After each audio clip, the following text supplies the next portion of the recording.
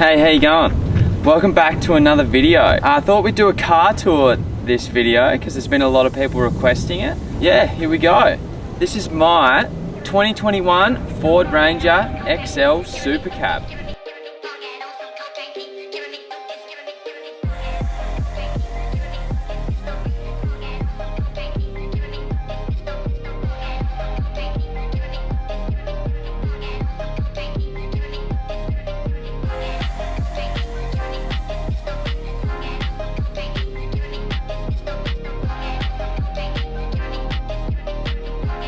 Alright guys, so I think we'll probably just start out with a bit of background on the car and why I chose it, that kind of thing. I bought this car brand new in 2021, not to be a tourer, but to be my work car.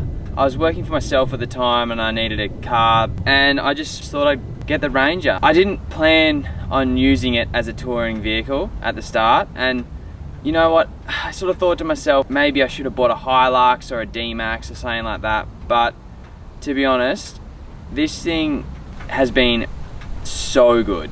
I love it. It's an amazing car, it's so comfortable, it does everything I want it to. I give it hell every day and it just keeps coming back for more.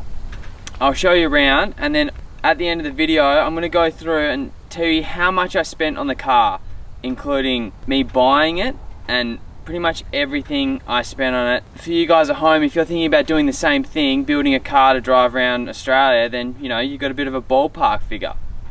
Let's get to it. We'll just start from the front, hey, and move towards the back. We've got the off-road animal Predator bar. I really like this bar. It's super lightweight, which is great for if you're like me and you're, you know, getting around the GVM sort of area. It looks super aggressive. Everyone always comments on it. They always ask me what bar it is as well, hey, because all these off-road animal bars, they come with all this red stuff under here. Like all the mounting is all bright red, and that just really wasn't my style, so I painted it all black. So I guess it just gives it a bit of a different look. I've got just the short GME whip. Sorry, I can't remember exactly what it's called, but I'll just put it here. So steady Type X spotties. The sports, they don't look like the sports because I've taken that orange ring off, so it just gives them that full black look. We have steady park lights, steady low beam upgrade, and steady high beam upgrade, and then steady wiring harness. Also, we have a steady light bar through here, which I can't remember which one that is, but I have the King's Dominator winch in the front. King stuff, take it or leave it sort of thing. I haven't had to use the winch. It's more of like an emergency thing. I actually think that I bought it really because the rope's grey and I didn't want to get one with like a bright red or a bright orange rope. And that's probably really what sold me on it, hey. It does the job. And under the bonnet here, we have an engine. It's just the standard, it's the 3.25 cylinder turbo diesel. And it's a 6-speed auto. I didn't really want the 2-litre, I wanted this. It is standard. This thing still has 4 years warranty left on it, so I don't really plan on doing anything to it really. I've got a couple of preventative measures on it. It's got a transmission cooler, because these things are known to get hot in the box. And I've also got a pre-fuel filter, which is just, and they're both direction plus gear. They're pretty much the only things that I didn't install on the car. I actually got Eurotech Automotive in Hobart to install them. Also, it's got a 140 litre ARB Frontier long range tank in it. I have to say about that, I don't recommend that tank. It doesn't have any baffles in it, and you can hear the fuel sloshing backwards and forwards in it when you pull up at the lights. It's just not a nice sound. It just sounds weird. Especially if you're a bit of a perfectionist like me, it just sort of gets me a bit, hey? Coming along the side, we are running Maxxis Razor All-Terrains 285 75 16. So they're a 33 by 11.5. Fantastic tyre.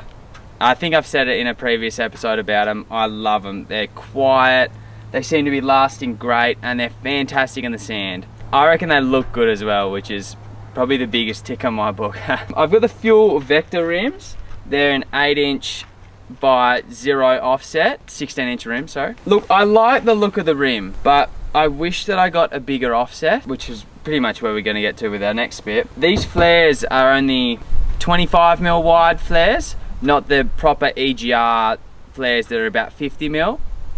Actually, I think they're only about 30, sorry. I bought the zero offset rims hoping that they would fit with the EGR flares and fit flush. After buying them and putting them on, I realized that if I got those flares, the tires would sit inside the guards, and I wasn't doing that. If there was one thing I would change, I'd get a bigger offset, and actually I'd probably go 305 tires, like a true 33. Towing a van around Australia, a slightly smaller diameter is probably going to be better for me, especially on the car and on my pocket as well. Also, we are running the Dobinson's MRA suspension. Remote res, 3-way adjustable, so you can adjust your high speed compression, low speed compression, and your rebound. If you're thinking about getting these, get them, don't hesitate. When I first bought the car, I just put spacers in the top, like in the front, so I could fit the 33s, because that's all I wanted to do. The first time I took it full driving on the beach, I got shock fade. So it's probably the way I drive, to be honest. Having this in, like, I've hit whoops so hard, I've jumped this thing. I've jumped it a lot of times. And it's fine, and it just rides unreal. Just being able to wind it out when you find corrugations. You know you're only doing 5 or 6 Ks on corrugations, you can just put your hand in here, wind out that, and it just makes it so much better. You know, you can wind it up and make it ride like a skateboard, and it handles like a sports car. Yeah, I would definitely recommend these. Something I wouldn't recommend though are these mirrors. These are the Ocam fake clear view mirrors. They're horrendous. I put them on just for legal reasons, because as you know, you have to have a mirror wider than your Caravan. So I bought these, got them secondhand off Gumtree. They're so dangerous. Like, they have the biggest blind spots, you can't see a thing out of them. As soon as you hit any bumps, they rattle out from where they're supposed to sit. I wouldn't recommend them. Now, coming along here, we have the Fat Bars Rock Sliders. I actually get a lot of comments on these as well, hey. There's not many companies out there that do the angled ones. They're only 900 bucks, I'm pretty certain, posted to Tasmania.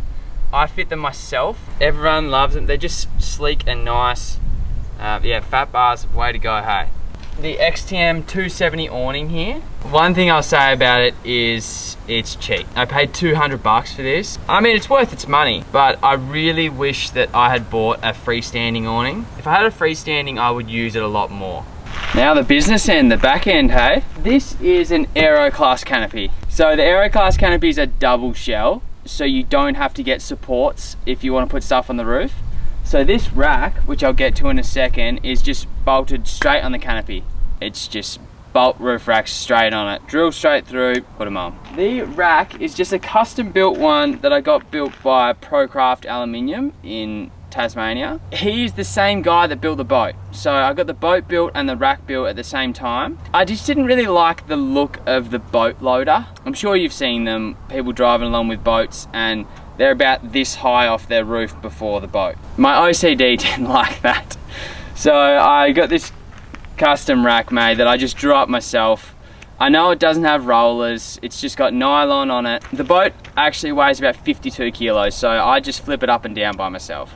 I know people have talked to me and said, oh, you should run your winch over the front and stuff like that, but to be honest, I don't need it, and I can do it by myself, and most of the time when I'm taking the boat out, I'm with someone else, so it's not hard for me to just get a hand at the same time. On the rack here, I've got some steady lights, these little square ones either side, and I've just got a shovel holder here that I've chucked up. Got to have a shovel when you're four-wheel driving. This is the MCC rear bar. It's okay. I mean, it looks a bit bulky.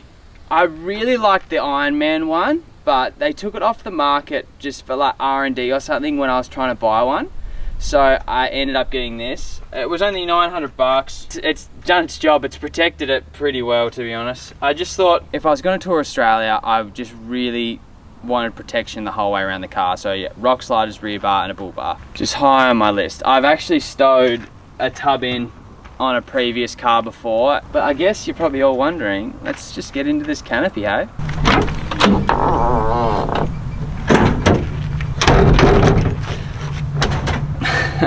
Here we have it, a ute canopy. The setup in this, I did everything myself, just build it on weekends at home. I'm not a builder, I'm a gas fitter. It's not straight, but it works. I got the runners off a very generous friend. I could have just bought drawers from Kings or BCF or something like that, but they wouldn't have been long enough. I wanted ones to go the whole way, and this tub, being an extra cab, is 1800. This is where I keep all my tools and just old spare parts and all that kind of thing. Crap, you know, like locks, this stuff. If you want to know how I make my car so shiny, it's this stuff. On the other side, the drawer is the same length. I actually keep my one of my surfboards in here. Usually I just keep this drawer for miscellaneous stuff, like the surfboard can come in and out whether it wants to. I keep my other surfboard up the top there. We try and keep a lot of the stuff in the van. When we want to go places, it's easy to just pack what we need for the day into the car. That's sort of why I keep that drawer a lot emptier. I've just got a CFF40 Dometic fridge on just the King's fridge slide again. And I've also got the King's panel, which is actually a really good bit of King stuff. This thing. It's just got my lights. I've just got orange lights here and inside the canopy, just as like night use lights. And then on the outside, the steady lights are on another switch, and the fridge is on a switch. I have the XTM just single compressor. Pull it out and just put my hand in, and it's really nice having a compressor wide in. Hey. It saves so much time having to open the bonnet, put alligator clips on. Definitely a game changer for me. It's one thing I would highly recommend doing if you've got the space and the time and the know-how. Wire your compressor in. I've got this bit of aluminium on the back just because, as you know, tubs have those rivets and divots and dents and stuff in them. Just makes it a bit more of a usable space, hey? Sorry I can't show you how I pack everything in there because it's empty at the moment. Battery setup. We have a 100 amp AGM battery in there with a C-Tech 20 amp charger. So that seems to run this fridge fine. That's pretty much all I'm running on it. I've got USB ports and stuff in the back that charge camera gear like GoPros, that kind of stuff on. We might be doing some wiring on this thing soon, later on in the channel, so stay tuned for that, hey? Might rewire the whole thing. MaxTrax holder. I made this at home on my own, hey. You just buy those little MaxTrax spinners, which are spinner nut things, these things. You can just buy them from anywhere. I got them from Supercab Auto.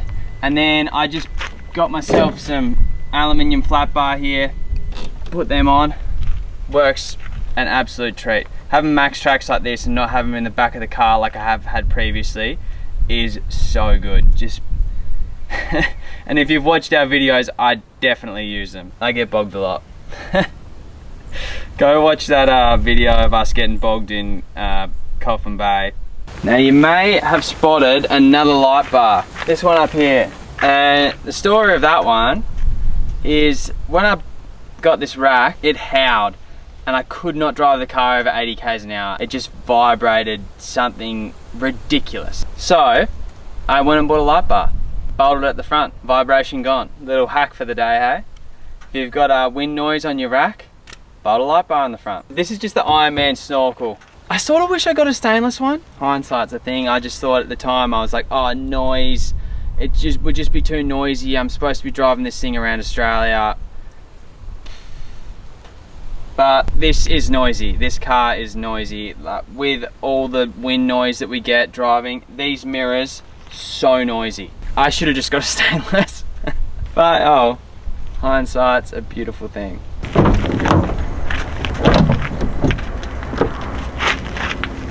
Suicide doors. That's so good. Having this little bit of extra space in the back is the best. Being able to actually put your seat back when you want to, so good over a single cab. You've got the extra tray over a dual cab.